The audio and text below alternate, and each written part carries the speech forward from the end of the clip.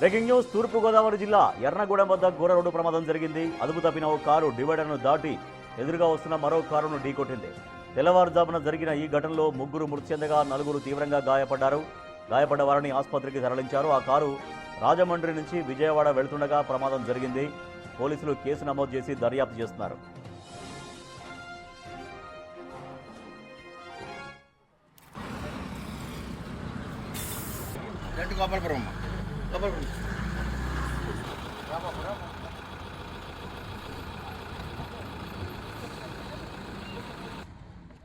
తూర్పుగోదావరి జిల్లా ఎర్నగూడెం వద్ద ఘోర రోడ్డు ప్రమాదం జరిగింది.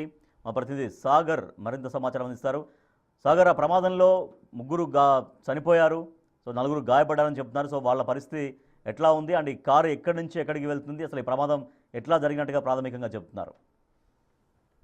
తూర్పుగోదావరి జిల్లా దేవరపల్లి మండలం ఎర్నగూడెం వద్ద జాతీయ రహదారిపై ఘోర రోడ్డు ప్రమాదం చోటు చేసుకుంది. రాజమండ్రి నుండి విజయవాడ వైపు వెళ్తున్నటువంటి కారు డివైడర్ దాటి అటువైపు రాజమండ్రి వైపు వెళ్తున్న మరో కారుని ఢీకొనడంతో ఈ కారులో ప్రయాణించే వాళ్ళు ముగ్గురు అక్కడికక్కడే మృతి చెందారు. మరో 4కి తీవ్ర గాయాలయ్యాయి. ప్రమాద సమాచారం తెలుసుకున్న వెంటనే నేషనల్ హైవే సిబ్బంది అక్కడికి చేరుకున్నారు. రెస్క్యూ చేయడానికి ప్రయత్నించారు. డోర్లు ఇరుక్కుపోయి వారు బయటికి రాలేకపోతుంటే అతి కష్టం మీద కారు లోపల వ్యక్తుల్ని డోరు బలవంతంగా లాగి మరీ వారిని కొంత ఆసుపత్రికి తరలించారనే చెప్పొచ్చు. మొత్తం 4కి గాయాలయ్యాయి. అయితే వీరు ఏ ప్రాంతానికి చెందిన వారు అనేది ఇంకా మనకి సమాచారం అందలేదు. ప్రస్తుతానికి అక్కడ రెస్క్యూ ఆపరేషన్ అయితే జరుగుతుంది.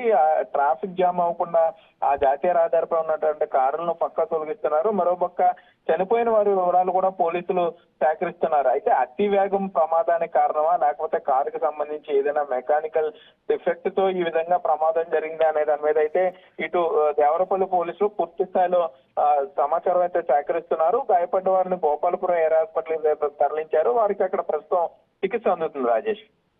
Right, thank you Sagar.